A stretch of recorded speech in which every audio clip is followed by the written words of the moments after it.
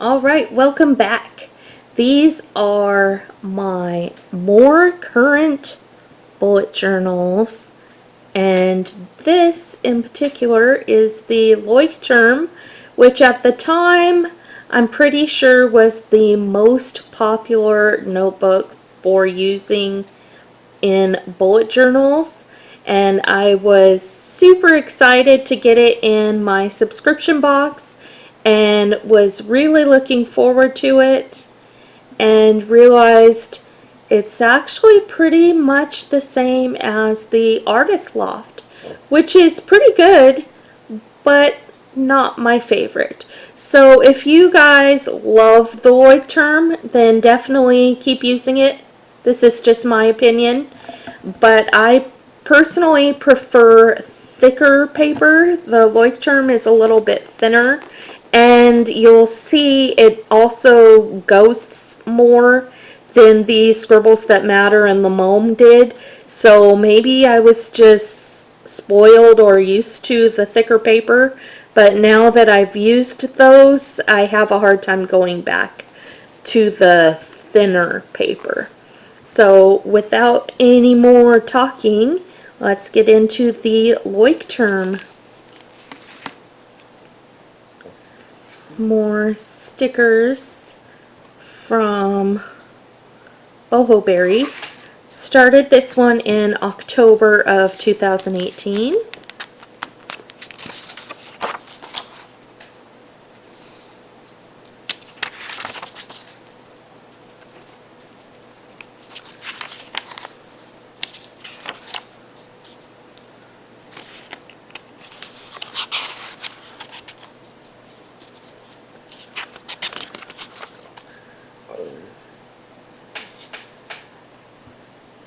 So those are books I was reading at the time. And October. Still using the same monthly layout.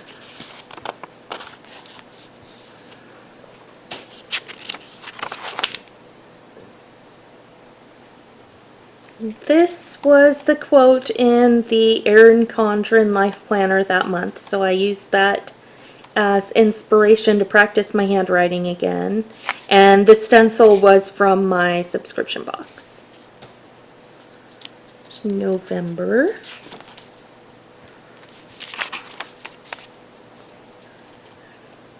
Gratitude that I did not fill in at all. I totally forgot it was even there.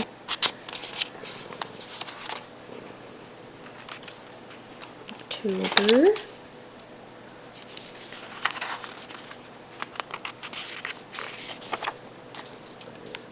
Pretty much just using it like a to-do list.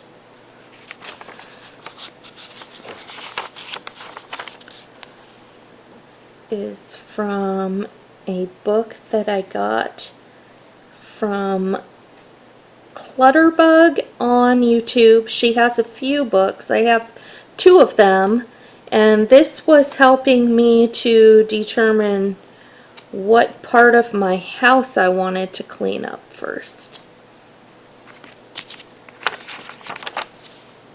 So, plans for some upcoming holidays.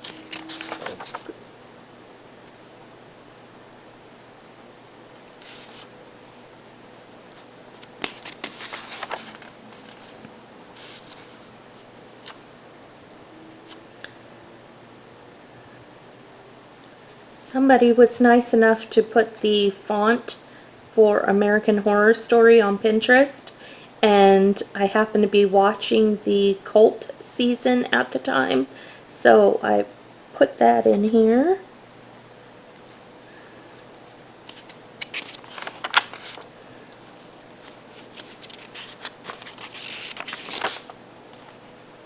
Pretty much just putting to-do lists and what show I happen to be watching that day.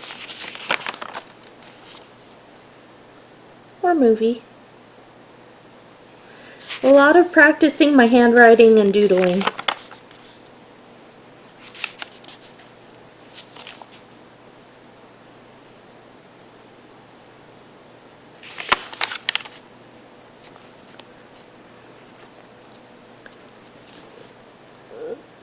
a documentary on the Gaia streaming service that I mostly used for yoga, but they have some really cool documentaries, and someone recommended I watch this one, so I put that in there. And that one I actually did watch. It was really good.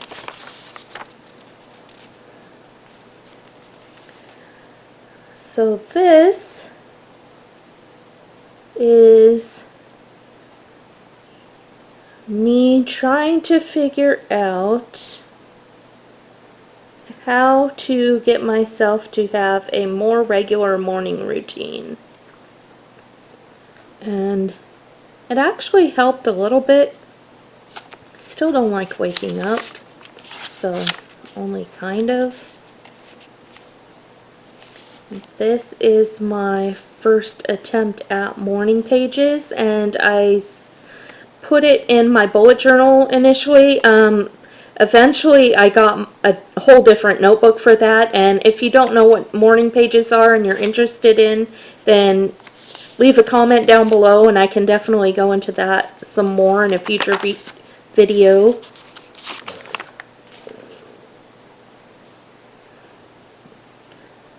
I was trying to write brain dump and I made the M look like a W.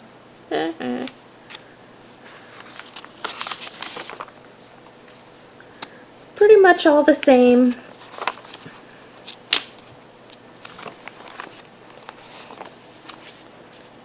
Same.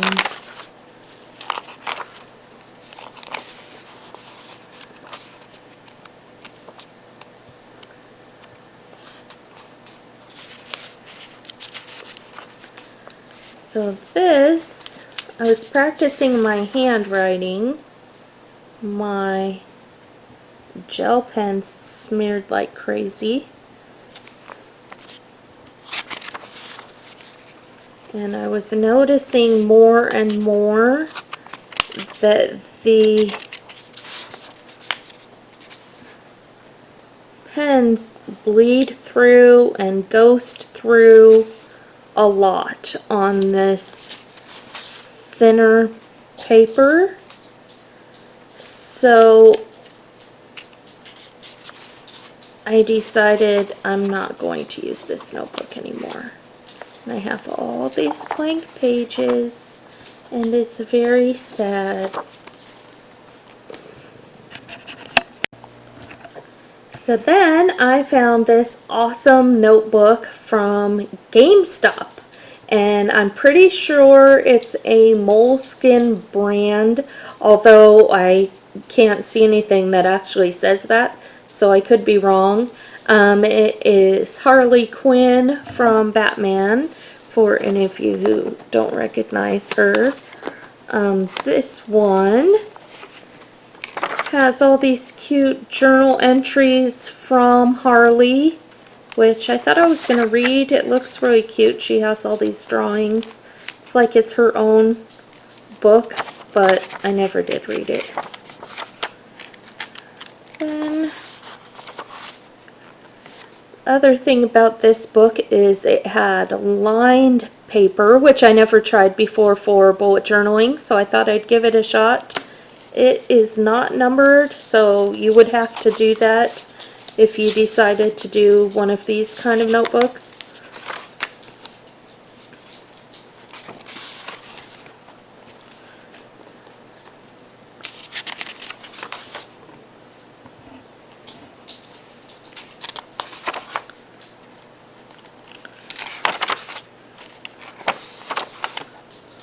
I did kind of like the lined paper for the to-do lists. I was still doing it as my morning pages a little bit.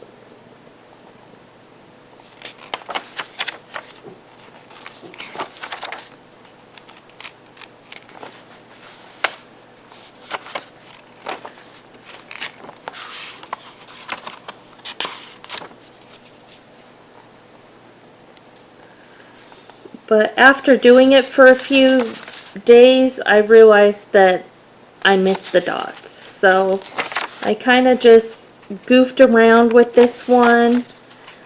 I do still have quite a few empty pages, so I'll probably use this one for morning pages just to use it up so I don't waste it, but I'm doing that in a different notebook right now.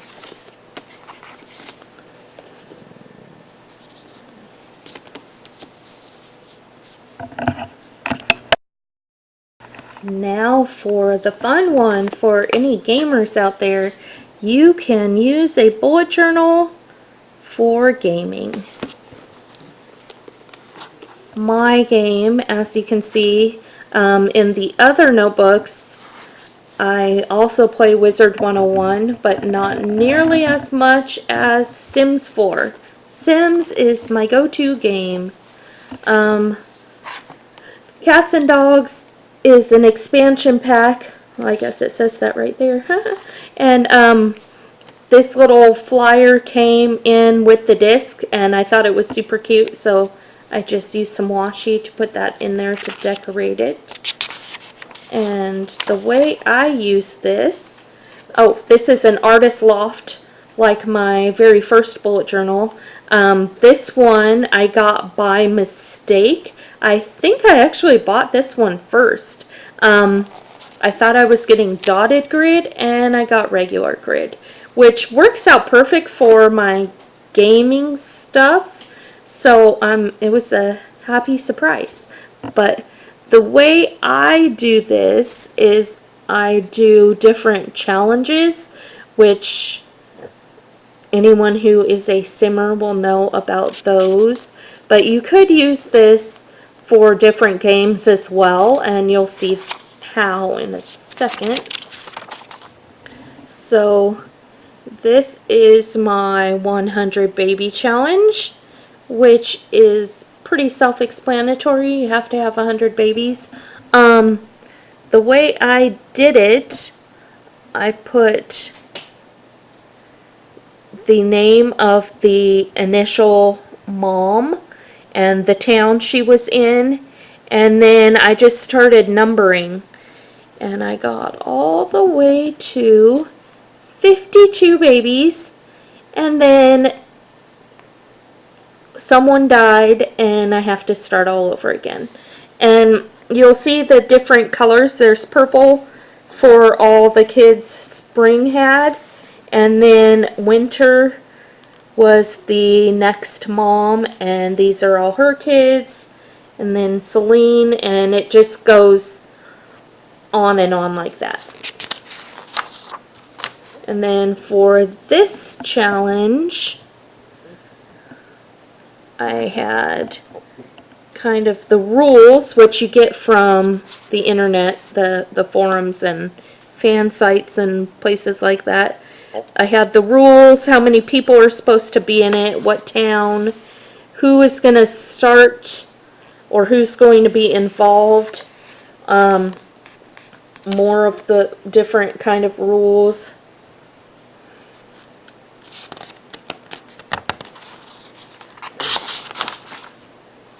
Okay, this one is called an alien challenge. And again, I put the rules and who was going to be in it and where it was going to be. This is the legacy challenge. The rules. So you'll see in the index there's page 5 is the legacy challenge. Page 4 is the alien challenge. Kind of like a glossary in a textbook for school. There is Super Sim Challenge, and this is how you would most likely use it with a lot of different games. So the idea is you're supposed to have one sim that gets every job, every skill, every collection, everything. So I made a list of all the careers. Oh, and Cara Danvers, if anyone doesn't know, that's Supergirl, so it was kind of fitting. And all the skills and all the stuff that she's supposed to do to be a super sim. And then I wanted to have a store that makes $1 million, a restaurant that makes $1 million. All my trophies that I can get, different trophies for different situations. So pretty much any game nowadays has trophies, and you could do the same thing. You just make a list and write down what it is that is involved in getting those trophies, and then check it off as you do it. This is all still for the Super Sim stuff, some of it.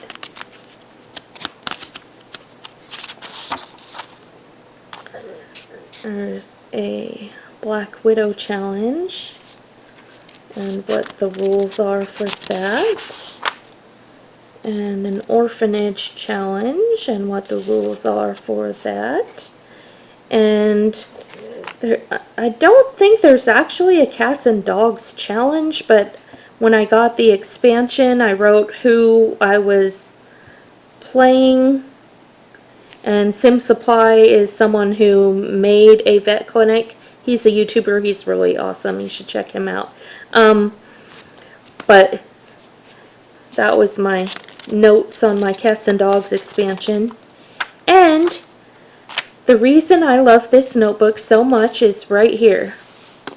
My computer died, and it was very, very sad, and they don't save my information in a cloud. It's all in my individual computer. So luckily I had this notebook, and I was able to go through, for at least for my Super Sim, which was the most tedious and hardest to do, and cheat back everything that she had already done so that I didn't have to completely start over from scratch, at least with her. And that made such a huge difference, because I probably wouldn't have done it if I had to start over. And then this is my new 100 baby challenge. This time I actually started writing down who the dad is, because one of the things is it's supposed to be a different dad for everyone. And then you'll see there's lots of room for more. So I will be playing The Sims forever. Hey, this is the Dingbats, which is my current favorite notebook. This is the one that you've seen in all of the previous videos until I started the flip through, walk through, don't know what I'm going to call it, of my progression of bullet journals. And this one started in January of 2019. I have the, keep skipping pages, the key, the index, the future log, and this is when I finally realized I can use my future log for my work calendar. That took me forever to figure out, but it makes life so much easier now that I have. You can see all of those are filled out. And then when I start my months, then I can just fill them in on there. Sorry, I was trying to show you, but it's not turning to that page. So this is my 2019 bullet journal. This is when I started doing a symptom tracker. Sorry, the lighting is changing a little bit.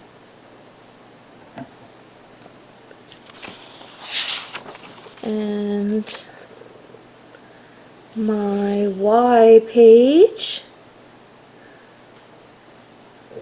my main goals for 2019.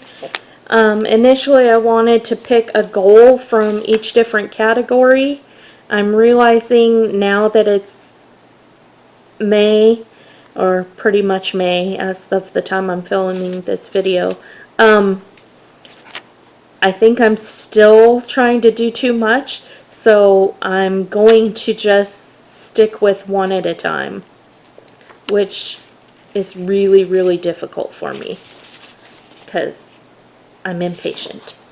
But it's not working, trying to do everything at once. So there is my stuff to do. This is very much like the new May bullet journal setup. You'll notice I set a lot of this up in my new one, but this is all after the pen. So this is my great idea. I thought I was going to do some comparison shopping, and then I was too lazy to actually do it.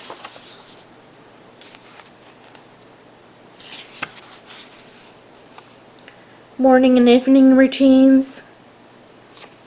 Pretty much tells the truth. I'm not doing anything. There's my grocery list that I keep thinking I want to do the master grocery list, but I can't stick with a diet or a meal plan, so it keeps changing. January. This is scrapbooking paper that I taped in with some scrapbooking tape. I like adding some layer, some texture to it. I think I may do that more. My expense log. January. I think that is the most filled in habit tracker I have ever done, and I'm very proud of myself, but I think it was because it was January and I was very motivated, and then it kind of dropped off to be the first 2 weeks like usual and then nothing. So pretty much the same. There's some different layout ideas, a time tracking idea that I got from Matt Ragland, the bullet journal guy on YouTube. He's also really awesome. So pretty much the same. More handwriting.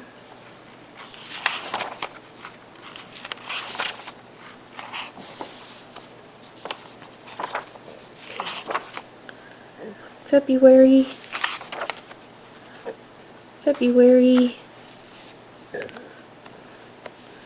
This was, I was going to do a picture every day with my sprocket and missed a couple weeks and got really discouraged and decided not to do that. I'll just do pictures when I actually feel like doing pictures, not make it a chore that I have to do on top of all the other chores that I have to do.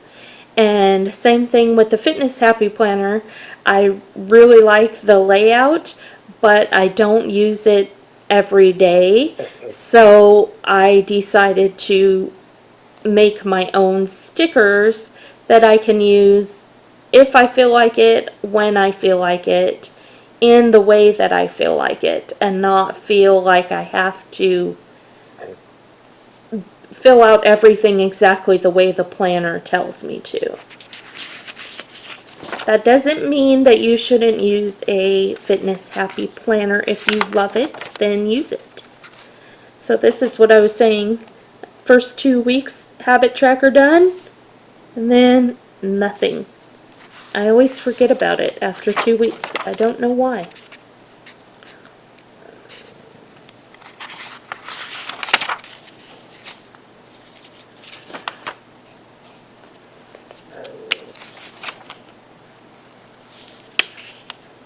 This, I was playing around with some weekly layout ideas. Got some stamps to put in my bullet journal, and they're really cute, but I don't carry them with me everywhere.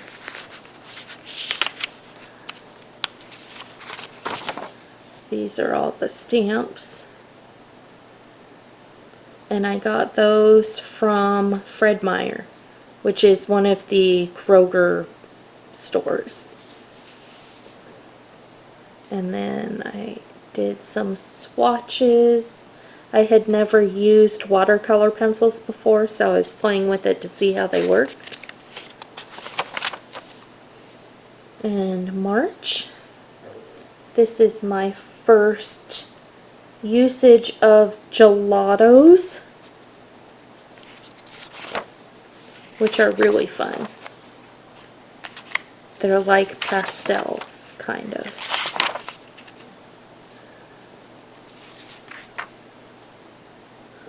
So there's my YouTube ideas.